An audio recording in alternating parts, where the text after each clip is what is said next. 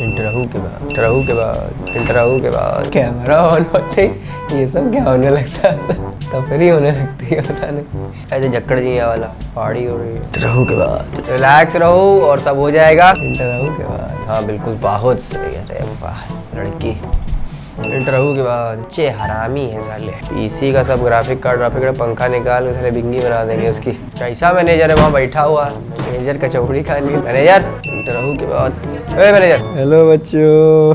यार comment section में कोई शॉर्ट्स कैसे बनाए वो बताओ, किस टॉपिक पे होने चाहिए, कुछ बताना यार। हरामखोरो है क्यों चैनल।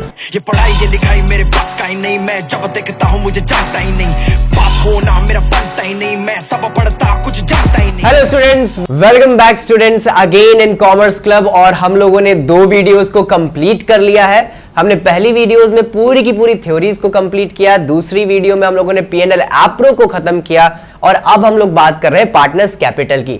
पार्टनर्स कैपिटल क्या है, पार्टनर्स कैपिटल में क्या क्या आता है, हम लोग कब फिक्स्ड कैपिटल अकाउंट का यूज करते हैं तो कब फ्लक्चुएटिंग कैपिटल अकाउंट का यूज करते हैं, एंड सो।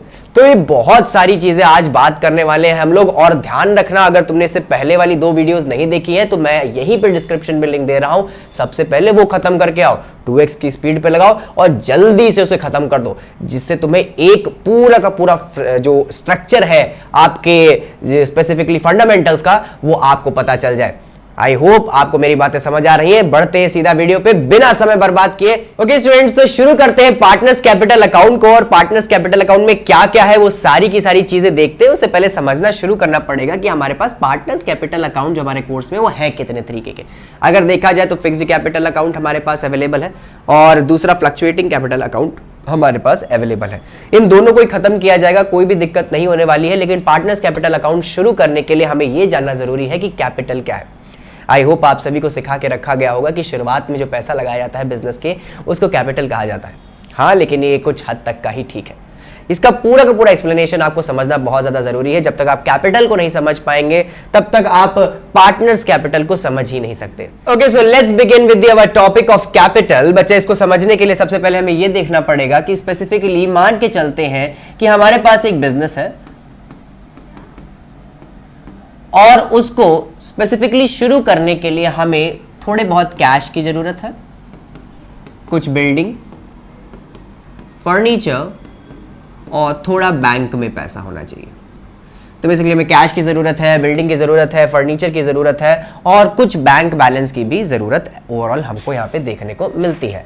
तो स्पेसिफिकली हमारे पास मान के चलते हैं हमारे पास कैश अवेलेबल है ₹2 लाख का, बिल्डिंग है आपके पास 10 लाख की,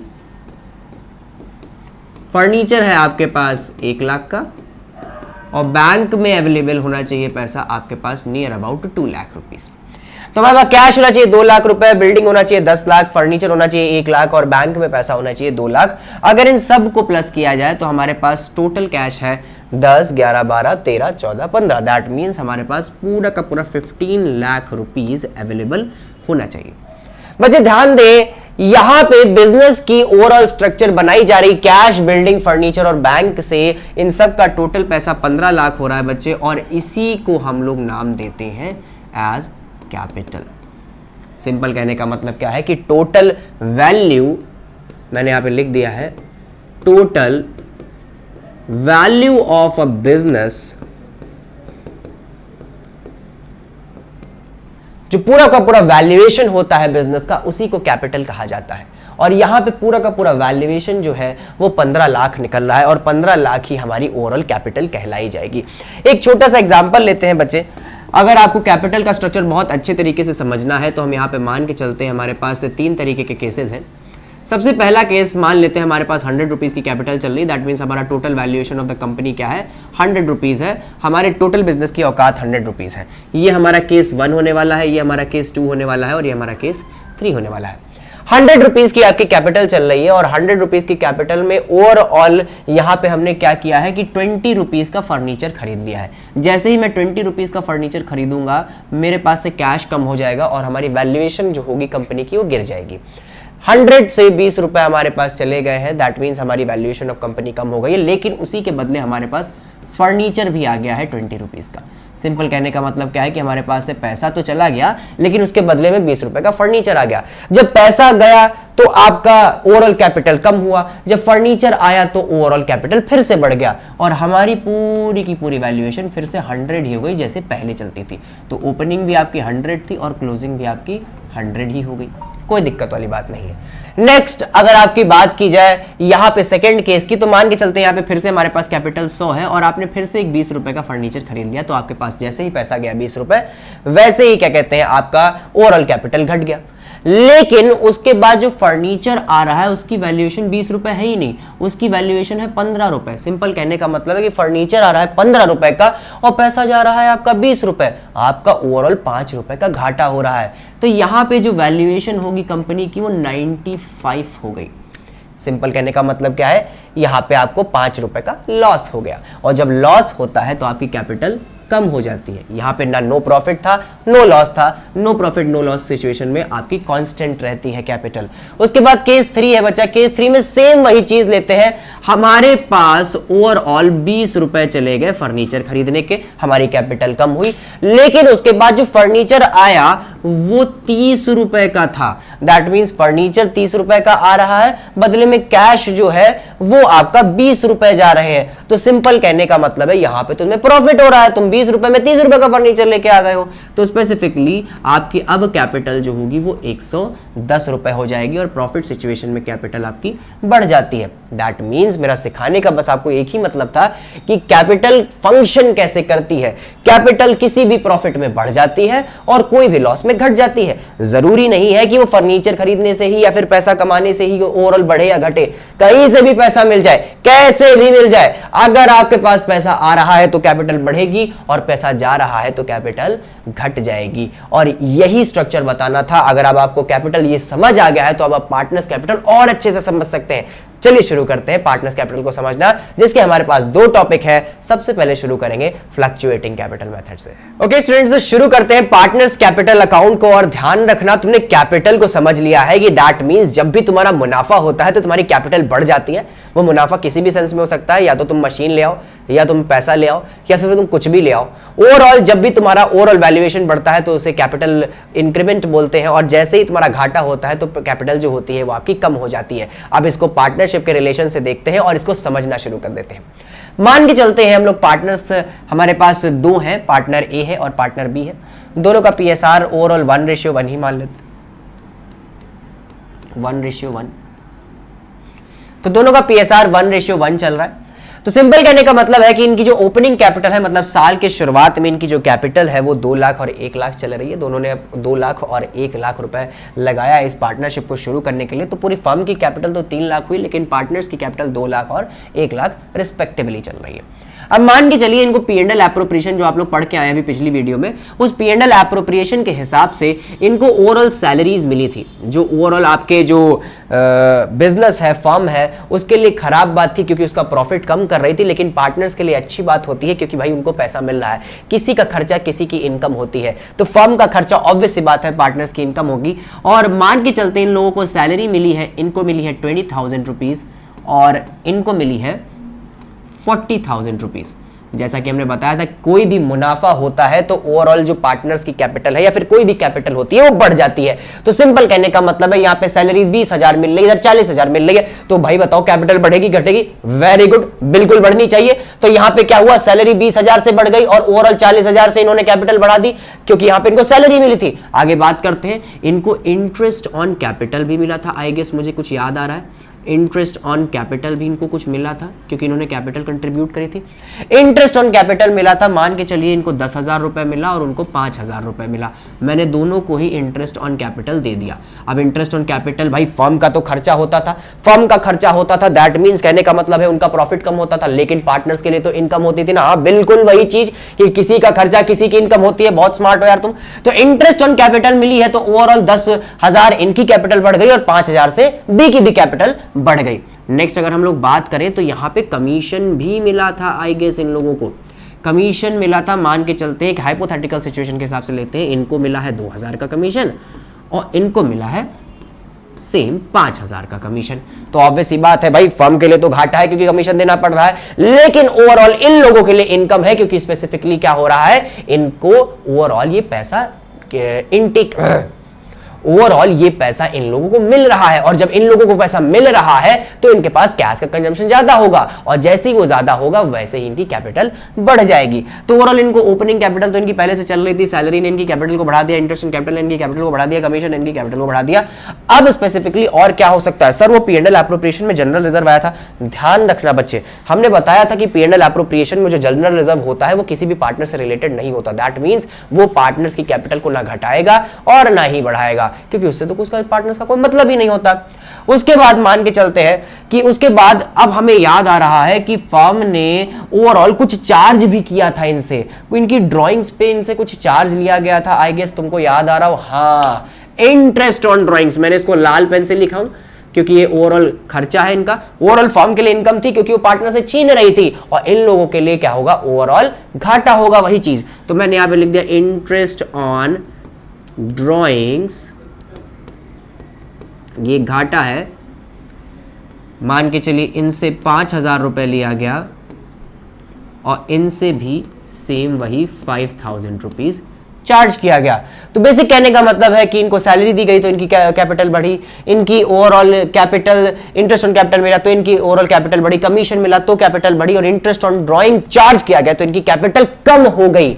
उसके बाद आई गेस मुझे ये भी चीज याद आ रही है कि इन्होंने कुछ ड्राइंग्स भी की थी। ड्राइंग्स कहने का मतलब क्या है कि भाई एक बात बताओ, ड्राइंग्स करोगे तभी तो इंटरेस्ट ऑन ड्राइंग तुम पे चार्ज किया जाएगा। लेकिन सर मैंने तो पी&एल एप्रोप्रिएशन अकाउंट में ड्राइंग्स का तो जिक्र ही नहीं किया था बच्चे, वहां पे ड्राइंग्स का जिक्र करना ही नहीं होता है। यहां ड्राइंग्स का जो स्ट्रक्चर होता है वो आपको सिर्फ और सिर्फ पार्टनर्स कैपिटल अकाउंट में दिखाना होता है। तो बच्चे ड्राइंग्स की होगी तभी तो इंटरेस्ट ऑन ड्राइंग्स लगा, तो स्पेसिफिकली ड्राइंग्स ने भी तो इनका ओवरऑल कैपिटल को घटाया होगा। मान के चलते इनकी ड्राइंग्स थी 20,000 और इनकी स्पेसिफिकली ड्राइंग्स थी सेम वही 20,000, क्योंकि दोनों पे इंटरेस्ट ऑन ड्राइंग भी तो सेम लगा है। तो सिंपल कहने का मतलब क्या है कि यहां पे ड्राइंग्स इन दोनों ने 20-20 हजार करी थी, तभी तो इंटरेस्ट ऑन ड्राइंग इन पे 5-5 हजार लगा।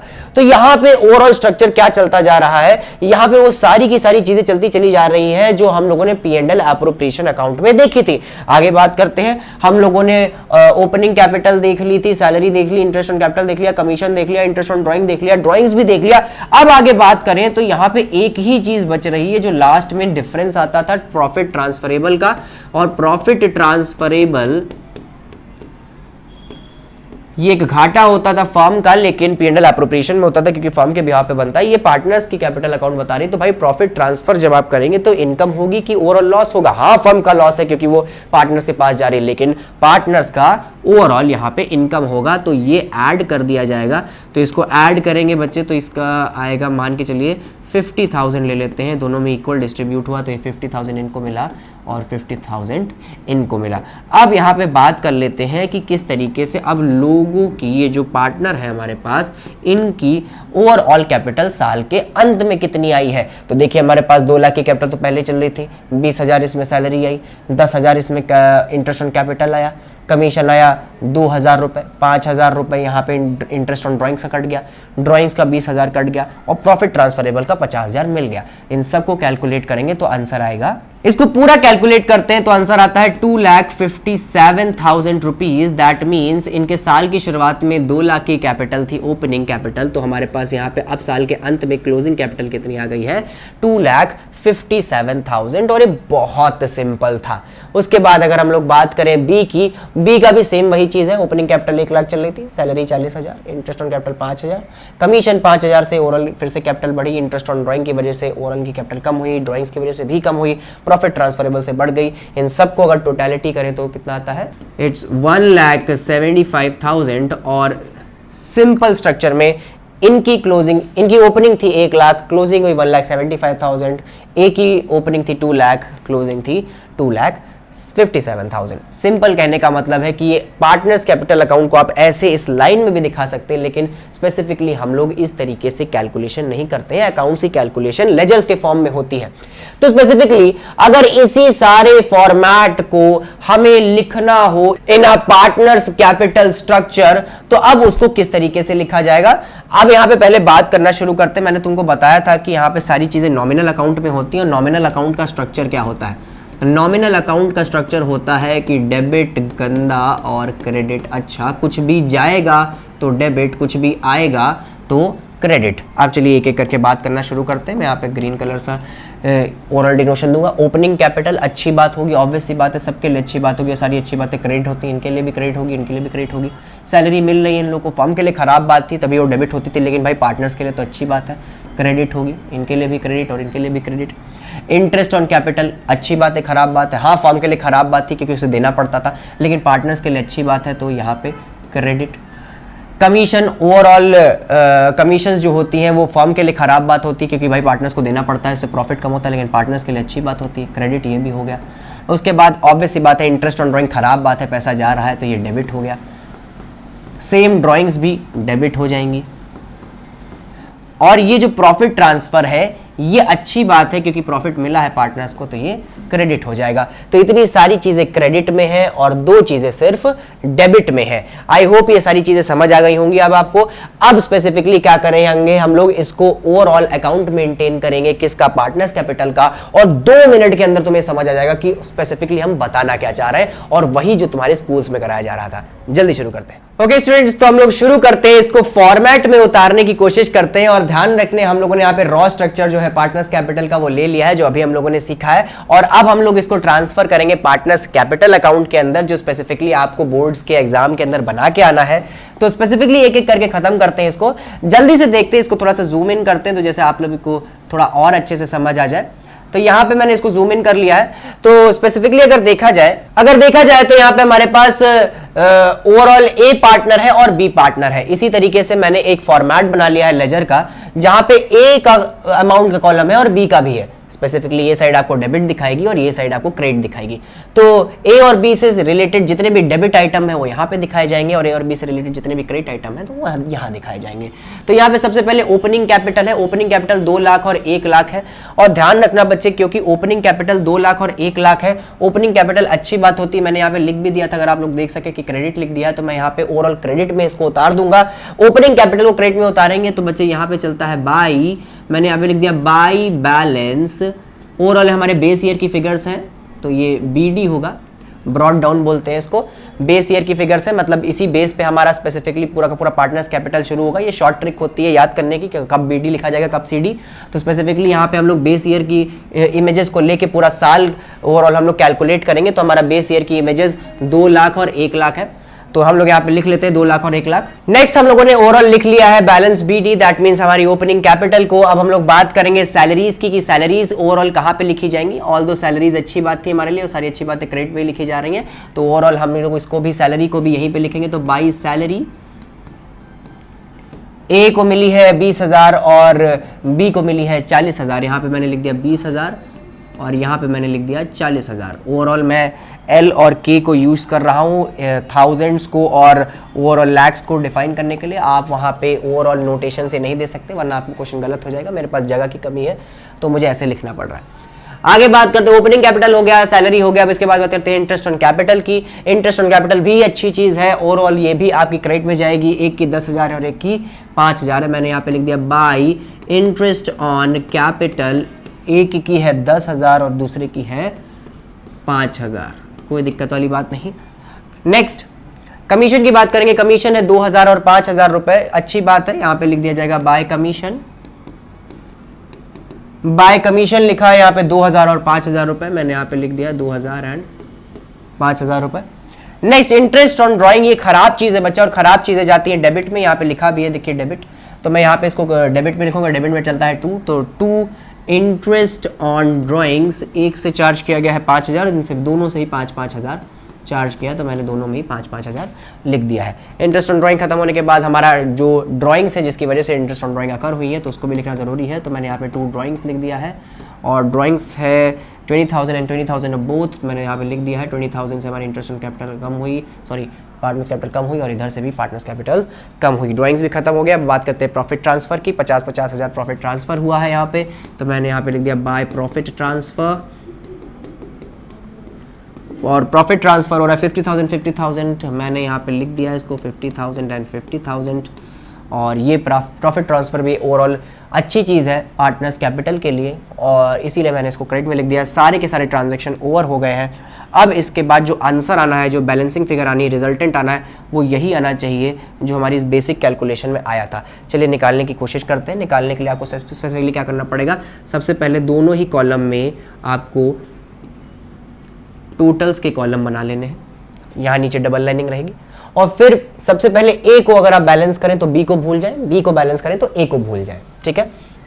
तो स्पेसिफिकली सबसे पहले ए को बैलेंस कर लेते हैं, बी को मैं बिल्कुल भूल जाऊंगा, मैं उसको इग्नोर करूंगा, और ए का डेबिट साइड पूरा मैं क्या करता हूं, टोटल कर लेता हूं, और ए का पूरा क्रेडिट साइड टोटल कर लेता हूं। दोनों में से जो भी बड़ा होगा वो मैं दोनों साइड लिख दूंगा, ठीक है। तो सबसे पहले मैं क्रेडिट साइड को देखता हूं। ऑब्वियस सी बात है, देखने से पता चल रहा है कि क्रेडिट साइड ज्यादा बड़ा है, डेबिट साइड में तो सिर्फ 20,000 और 5,000, दैट मीन्स 25,000 रुपए है। तो जल्दी से मैं क्रेडिट साइड का टोटल कर लेता हूं और उसको दोनों साइड लिख लेता हूं। ओके, तो मैंने टोटल कर लिया है, ये 2,82,000 आ रहा है। तो मेरे पास जगह की कमी है, तो मैं स्पेसिफिकली क्या करूंगा कि इसको थोड़ा सा एडजस्ट करने की कोशिश करूंगा, ठीक है। मैंने लिख दिया है, मेरा थोड़ा जो फिगर है बाहर जा रहा है कॉलम के, लेकिन आप लोग को ऐसा नहीं लिखना है। ओवरऑल हमने यहाँ पे लिख दिया है 2,82,000 मैंने यहाँ पे लिख दिया है। और उसके बाद अगर ए का बैलेंसिंग कॉलम देखें तो यहाँ पे सिर्फ 25,000 चल रहा है और हमें 2,82,000 चाहिए। बैलेंस करने की ऐसी कौन सी फिगर है तो मुझे ऐड करनी पड़ेगी, तो यहाँ वही मेरी टू बैलेंस CD होगी जो मेरी करंट ईयर की पिक्चर को शो करेगी। देखिए बच्चा, ये BD था, मतलब ये बेस ईयर था। बेस ईयर हमारा क्या था, 2 लाख और 1 लाख। ये CD है जो करंट ईयर की पिक्चर दिखाएगी, दैट मीन्स ये पिक्चर दिखाएगी।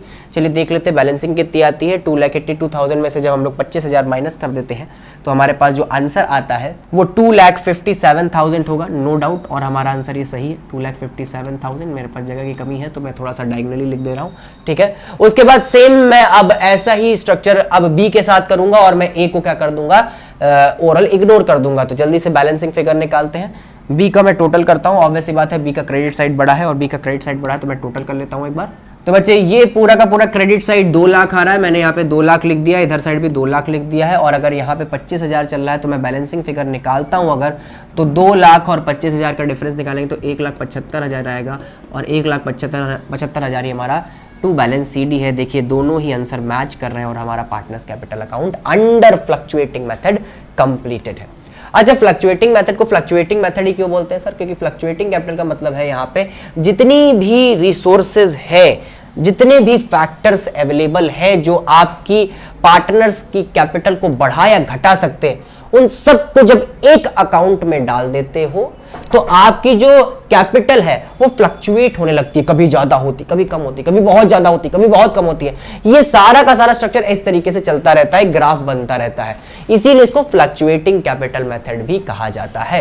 लेकिन अगर स्पेसिफिकली बात करें हम लोग फिक्स्ड कैपिटल मेथड की, जो हम लोग इसके बाद बात करने वाले हैं, वो फिक्स्ड कैपिटल मेथड जो होने वाला है उसमें ऐसा नहीं होता है। उसमें ऐसा इसलिए नहीं होता है क्योंकि यहां पे सारे के सारे फैक्टर्स एक अकाउंट में डाल दिए गए। उस वाले मेथड में सारे के सारे फैक्टर्स एक अकाउंट में नहीं डाले जाते हैं, कैपिटल का एक अलग अकाउंट बनाया जाता है और बाकी सारी इन्फ्लुएंसिंग आइटम का, that means salary, interest on capital, commission, profit transfer, ये सब अलग अकाउंट में डाला जाता है। दैट मींस दोनों के बीच में एक सेपरेशन होता है, ठीक है। अभी करना शुरू करते हैं, कोई दिक्कत वाली बात नहीं है, जल्दी से शुरू करते हैं। ओके, तो तुमने अभी कंप्लीट कर लिया है, तुमने अपना पूरा का पूरा फ्लक्चुएटिंग कैपिटल मेथड, और अब हम लोग बात करने वाले फिक्स्ड कैपिटल मेथड की। सर ओवरऑल बुक में तो फिक्स्ड कैपिटल मेथड पहले लिखा हुआ है। बच्चे ध्यान देना, अगर तुम्हें फ्लक्चुएटिंग आता है ना तो फिक्स्ड को तुमको पढ़ने की जरूरत ही नहीं है। सर पढ़ने की जरूरत नहीं, इसका मतलब क्या है? दैट मींस कहने का मतलब ये है कि फिक्स्ड और फ्लक्चुएटिंग अकाउंट में तो कोई मेजर डिफरेंस ही नहीं है। कैसे नहीं है, जरा सा देखते हैं। ये हमारे पास पूरा का पूरा कैपिटल स्ट्रक्चर लिखा हुआ, capital partners capital account under fluctuating method, और उसके बाद इसी कैपिटल अकाउंट को मैं 2 टुकड़ों में बांट दूं, जहां पे मैं कैपिटल का घर अलग कर दूं और बाकी सारे इन्फ्लुएंसिंग फैक्टर्स जो हमारी कैपिटल को बढ़ा सकते हैं और घटा सकते हैं उनको अलग कर दूं, तो यही हमारा पूरा का पूरा स्ट्रक्चर फ्लक्चुएटिंग से फिक्स्ड में बदल जाएगा। मतलब ये पूरा फ्लक्चुएटिंग कैपिटल अकाउंट लिखा हुआ है तो यहां पे ये पूरा का पूरा फिक्स्ड कैपिटल अकाउंट है। दैट मींस जो फिक्स्ड कैपिटल अकाउंट है, यहां पे मैंने लिख दिया है फिक्स, ये अंडर फिक्स्ड कैपिटल मेथड से है। मतलब फिक्स्ड कैपिटल अकाउंट के तहत आपको 2 अकाउंट बनाने नेसेसरी है। सिंपल कहने का मतलब है कि आपके फ्लक्चुएटिंग में आपके एक अकाउंट में ही काम हो जाता था, यहां पे 2 अकाउंट बनाने पड़ते हैं। ये किस लिए बनाया जाता है? सिंपल कहने का मतलब है, जरा से देखना शुरू करिए। हमारे पास फ्लक्चुएटिंग कैपिटल में क्या था? हमारे पास बेस ईयर से जो हमारी ओवरऑल पूरी कैपिटल होती थी उसको हम लोगों ने यहां पे लिख दिया था बाय बैलेंस BD से, और हमारी कुछ इनकम थी लाइक सैलरीज, उनको हम लिख देते थे उसके बाद हमारे पास इंटरेस्ट ऑन कैपिटल, हमारी इनकम बढ़ाता था, उसको हम लिख देते थे। सैलरी हो जाता था, इंटरेस्ट ऑन कैपिटल हो जाता था, उसके बाद कमीशन आता था, उसको हम लोग लिख देते थे।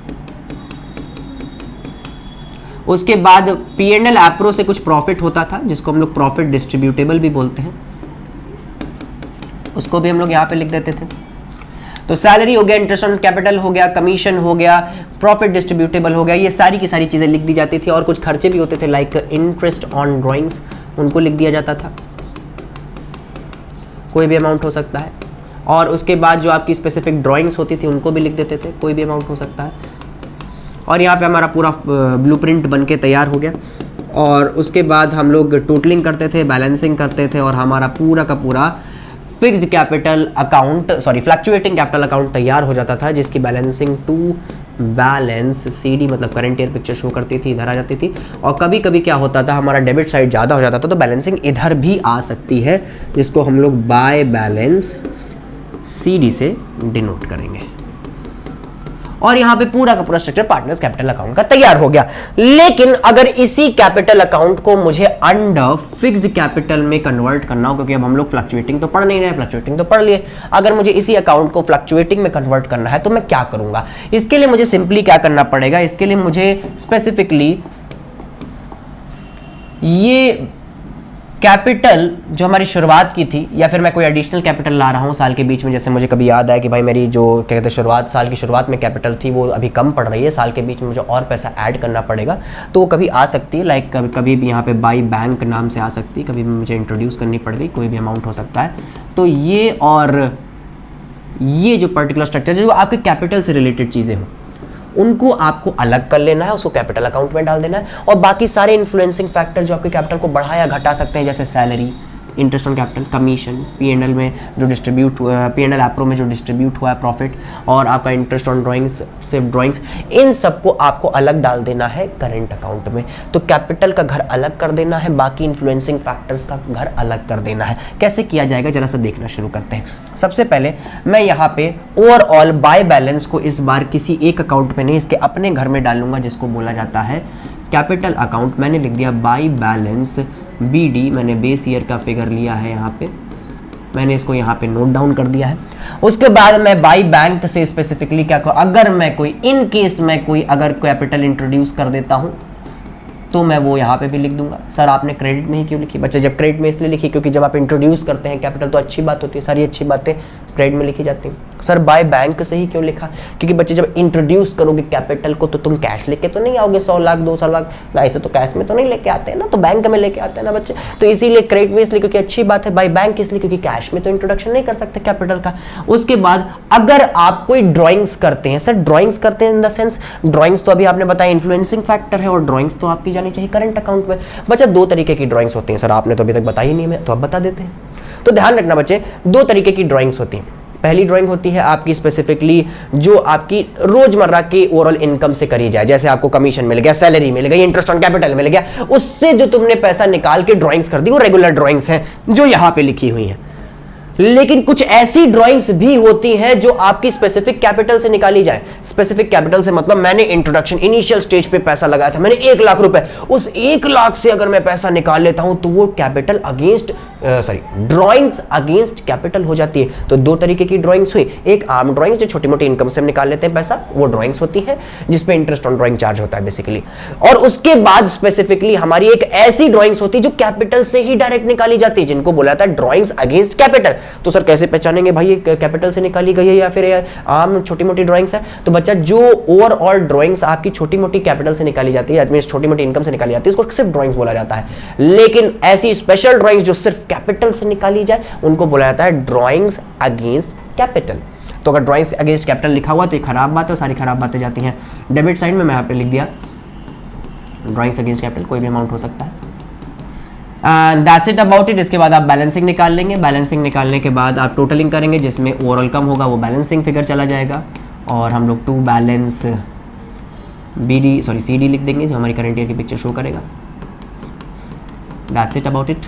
और उसके बाद स्पेसिफिकली जितना भी हमारे पास इन्फ्लुएंसिंग फैक्टर्स बचे हुए हैं, जैसे salary, interest on capital, commission, P&L appro का प्रॉफिट और इंटरेस्ट ऑन ड्राइंग्स और ड्राइंग्स, ये सारी की सारी चीज़ें हम लोग यहाँ पे लिख देंगे, ठीक है। लेकिन कुछ बच्चों को कन्फ्यूजन होती है, ये जो इंटरेस्ट ऑन कैपिटल है ये भी वो लोग कैपिटल अकाउंट में डाल देते हैं। बच्चे ध्यान रखो, इंटरेस्ट ऑन कैपिटल में कैपिटल लिखा है, इसका मतलब ये थोड़ी ना कि तुम कैपिटल अकाउंट में डाल दोगे, बिल्कुल नहीं डालना है। वो भी तो एक इन्फ्लुएंसिंग फैक्टर है ना, वो भी तो आपके कैपिटल को बढ़ा सकता है। प्लीज समझो इस चीज को, ओके। तो प्लीज इस चीज का ध्यान रखना। तो सैलरी यहाँ पे सबसे पहले हम लोग डायरेक्टली शुरुआत कर देंगे इसकी बाय सैलरी से, उसके बाद इंटरेस्ट ऑन कैपिटल, उसके बाद कमीशन, उसके बाद P&L एप्रो का profit, and that's it about it. यहाँ पे interest on drawings and simple drawings, ये वाली सिंपल ड्राइंग्स हैं, ये वाली ड्राइंग्स अगेंस्ट कैपिटल, ये स्पेशल ड्राइंग्स हैं, ये ड्राइंग स्पेशल नहीं, ये आपको क्वेश्चन में दिख जाएंगे। और जो ड्राइंग्स अगेंस्ट कैपिटल है ये ज़्यादा देखने को नहीं मिलती है क्वेश्चंस में। दैट्स इट अबाउट इट, ख़त्म होता है बच्चे। टोटलिंग हो जाएगी, जो बड़ा होगा वो दोनों साइड लिख दिया जाएगा। बैलेंसिंग कहीं पे भी आ सकती है, तो डरने की ज़रूरत नहीं है कि सर हमारी डेबिट में आ रही है, क्रेडिट में आ रही है, कहीं पे भी बैलेंसिंग आ सकती है। इधर भी आ सकती है by balance CD, that means current year की पिक्चर शो करेगा, और इधर बाय बैलेंस सीडी, ये भी करंट ईयर की पिक्चर शो कर रहा है। फुल फॉर्म बच्चे कैरीड डाउन और ब्रॉड डाउन होता है, लेकिन हम इसको BD से बेस ईयर और CD से करंट ईयर इसलिए शो करते हैं क्योंकि इनका लॉजिक यही होता है, okay. That's it about it. आप हमारे पास जो पार्टनर्स कैपिटल अकाउंट था अंडर फ्लक्चुएटिंग मेथड, उसमें सब एक में ही मिक्स था। अब बस इसको थोड़ा सा सॉर्ट आउट कर दिया गया है, कैपिटल को अलग घर दे दिया गया और बाकी सारे इन्फ्लुएंसिंग फैक्टर को अलग घर दे दिया है, और यहीं पे हमारा पूरा का पूरा partners capital under fixed capital account खत्म होता है। बच्चे ध्यान रखना, फिक्स्ड कैपिटल का स्ट्रक्चर कुछ इस तरीके से होता है, जैसे तुम लोग नहीं खाना खाते हो तो स्पेसिफिकली तुम पहले रोटी खाते हो, उसके बाद चावल खाते हो, कुछ इस तरीके से सीक्वेंस चलता है ना। लेकिन आपके पिताजी लोग क्या होता है, वो दालों एक में डाल देते हैं, सब्जी भी डाल देते हैं, चावलों से डाल देते हैं, आइसक्रीम भी उसी में डाल दी, सब मिला के खा गए। तो ये फ्लक्चुएटिंग है जिसमें सब एक में मिला हुआ है, ये आपके टिपिकल पापा है। और ये आप है जो आप थोड़ा अदब से खाते नहीं, वरना कोई जज कर लेगा। तो ये वैसे ही लोग हैं, नहीं तो जहाँ पे थोड़ा सेपरेशन क्रिएट करते हैं। That's it about it. चलो आगे बढ़ते हैं। तो बच्चे तुमने खत्म कर लिया है अपना फिक्स्ड कैपिटल अकाउंट भी और फ्लक्चुएटिंग कैपिटल अकाउंट भी। तुम्हारा पार्टनर्स कैपिटल खत्म हो गया। इससे पहले तुम्हारा इससे पहले वाली वीडियो जो पार्ट 2 था हमारा फंडामेंटल्स का, उसमें तुमने P&L एप्रोप्रिएशन खत्म कर लिया था। That means now you are able to complete all those sections regarding two partners capital and current account and P&L appropriation account. ध्यान रखना पूरी बुक के क्वेश्चन निपटा दो, और ध्यान रखना तुम्हें कुछ लैंग्वेज प्रॉब्लम जरूर आएगी। कुछ चीज़ें टिपिकली लिखी होती हैं बुक्स में जो बोर्ड से जिनका कोई भी लेना देना नहीं होता, लेकिन आपके टिपिकल टीचर्स जो स्कूल वाले होते हैं उनको करके दिखाना पड़ता है। तो ध्यान रखना, परेशान मत होना। हम लोग पूरा का पूरा एक सेक्शन लाने वाले हैं जिसमें सिर्फ हम क्वेश्चन ही सॉल्व करवाएंगे। यहाँ पे आपको चैप्टर का एक्सप्लेनेशन मिल रहा है। मजा आने वाली यार तुम्हें इस चैनल में, तुम्हें सब कुछ मिल रहा है यार। तुम्हें चैप्टर का एक्सप्लेनेशन से लेके तुम्हें क्वेश्चन आंसर तक दिए जा रहे हैं। तुम्हें क्या चाहिए, पूरा डी के गोल सॉल्व करवा दें, कहो तो करवा दें, परेशान ना हो, ठीक है। तो सिंपल कहने का मतलब क्या है कि इसके बाद जो अगली वीडियो आने वाली है उसमें हम लोग कमीशंस को ट्राई करेंगे, उसके बाद हम लोग क्या कहते हैं interest on drawings calculation try करेंगे, उसके बाद हम लोग पास्ट एडजस्टमेंट्स ट्राई करेंगे, गारंटी ऑफ प्रॉफिट ट्राई करेंगे, और उसके बाद चैप्टर खत्म हो जाएगा। हमने कहा था 3 वीडियो के अंदर खत्म कर देंगे वीडियो, लेकिन चैप्टर पूरा खत्म हो जाएगा 3 वीडियो के अंदर। लेकिन ओवरऑल थोड़ा सा एक्सटेंशन दिखाना पड़ रहा है हमको, क्योंकि सब चीज़ एक में बहुत ज़्यादा प्रिसाइज करना ठीक नहीं होता है, क्योंकि बहुत ज़्यादा प्रिसाइज कर देंगे तो आपको आगे समझ नहीं आएगा। आई होप आप मेरी बात समझ रहे हो। जब मिलते हैं आपसे नेक्स्ट वीडियो में, तब तक के लिए हैव अ नाइस डे। बोले पढ़ना ही नहीं, इट्स टाइम फॉर असाइनमेंट, डरना ही नहीं। लिख के हाथ है सुझाए, इसे रद्दी का कोई काम धंधा ही नहीं। सच्चाई यही कि जॉब्स ही नहीं, हाँ सच्चाई यही बच्चों में नहीं, यूनिटी टॉपर है ये क्लास के, समझे।